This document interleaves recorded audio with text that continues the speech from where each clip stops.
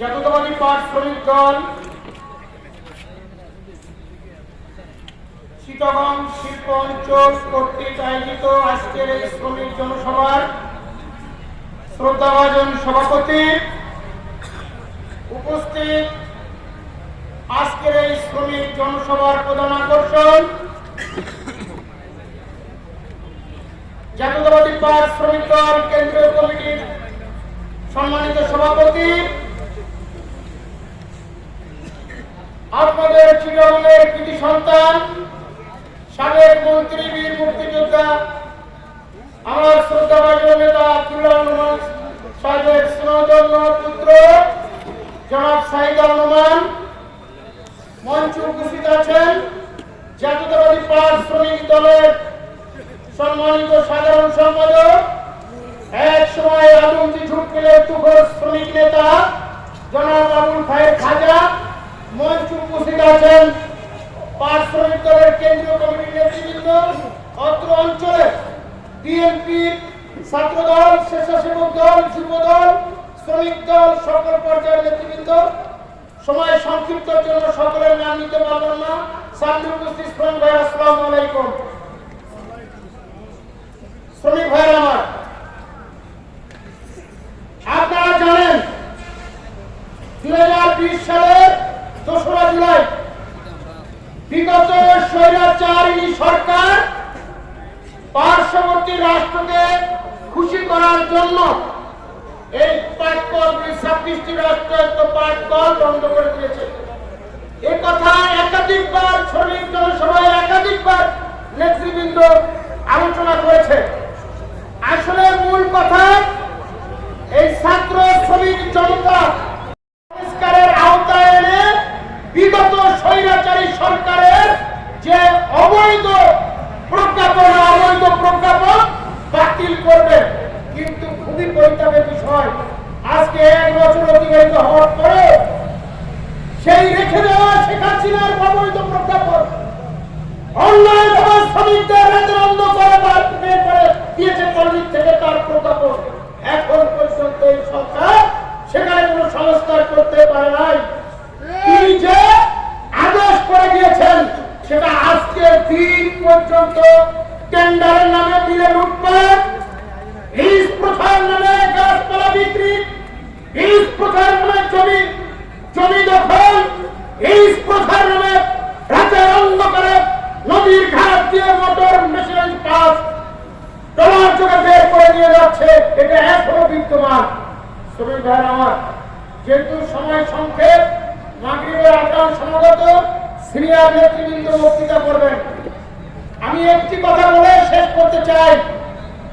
1972 সালের 26 মার্চ তৎকালীন রাষ্ট্রপতির প্রজ্ঞাপনের মাধ্যমে বাংলাদেশ জুস্টিস কর্পোরেশন বিজিএমসি প্রতিষ্ঠিত হয়েছিল। সেই বিজিএমসি প্রতিষ্ঠিত হওয়ার পর বাংলাদেশের বৈদেশিক মুদ্রা অর্জনকারী একমাত্র পণ্য ছিল পাট পণ্য।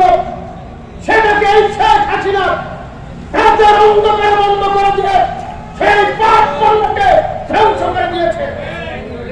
আজকে 2016-17 সালে 2016-17 অর্থ বছরে প্রায় 7,700 কোটি টাকা পাট পণ্য, পাটজাত পণ্য বিদেশে রপ্তানি হয়েছে। তার রেমিটেন্স বাংলাদেশ সরকার পেয়েছে। 2016-17 সালে 7,700 কোটি টাকার পাট ও পাট পণ্য জাত রপ্তানি হয়েছে বিদেশে। এটা কি বাংলাদেশের রেমিটেন্স পায় নাই? তারপরেও রাষ্ট্রকে খুশি করার জন্যই শেখ হাসিনা এই পাট কলগুলি বন্ধ করে দিয়েছে। সবচেয়ে কষ্টের বিষয়, রাষ্ট্রায়ত্ত 26টি পাট কলের 21টি পাট কলের শ্রমিকরা কম হোক বেশি হোক তারা টাকা পেয়েছে। কিন্তু আপনাদের চিটাগংয়ে জিয়া রহমান সাহেবের হাতে কর্মগুলি প্রাইভেট চুক্তি যিনি চালু করেছিলেন জিয়া রহমান সাহেব, এই পুরান কর্মগুলি কর্মগুলি দিন আর খুলনা পিপুল সাহেব খালিশপুর জুটবেন, দৌলতপুর জুটবেন, জাতীয় জুটবেন, এই 5টা মিলের শ্রমিকরা একটা টাকাও অর্থনৈতিক পর্যন্ত তাদেরকে দেওয়া হয় নাই। জীবন যাপন করছে। একবার সরকারকে বোঝানোর চেষ্টা করেছি, শ্রমিক দল থেকে আর তোমার দাবির ভিতরে 3 নম্বর দফা যে এই রাষ্ট্র তো 5টি পাস করে সকল শ্রমিকের পয়সা দিতে হবে, কিন্তু এটা এখনো পর্যন্ত হয়ে নাই। এই জনসভা থেকে বলতে চাই, রাষ্ট্রায়ত্ত পদ্ম রাষ্ট্র পরিচালনা করতে হবে, রিস প্রোডাক্টিভ করতে হবে, টেন্ডার নামে লুটপাট বন্ধ করতে হবে এবং রাষ্ট্রায়ত্ত 5টি পাস করে শ্রমিক সকল শ্রমিকদের বকেয়া পরিশোধ করতে হবে। পরিশেষে আপনাদের সুস্বাস্থ্য দীর্ঘায়ু কামনা করে আপনারা এখানে সুসংগঠিত এসেছেন। খুলনাবাসীর পক্ষ থেকে, হাসিপুর জুপিল এমপ্লয়ি ইউনিয়নের পক্ষ থেকে আপনাদেরকে ধন্যবাদ জানাই। পাশাপাশি আপনারা উপস্থিত হয়ে এখানে এসেছেন। আমি শুধু একটি স্লোগান ধরব, যেটা এখন বিরক্তির পথে কেউ পাবে না। আজকে এখান থেকে আমাদের এই জনসভা থেকে এই স্লোগান কার্যকরী হবে। আমরা দুনিয়া বলতে সবাই বলেন দুনিয়া বলতে দুনিয়া বলতে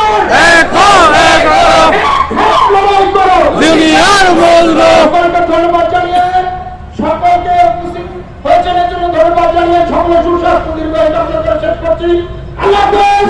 বাংলাদেশ জিন্দাবাদ। এ পর্যায়ে সংযুক্ত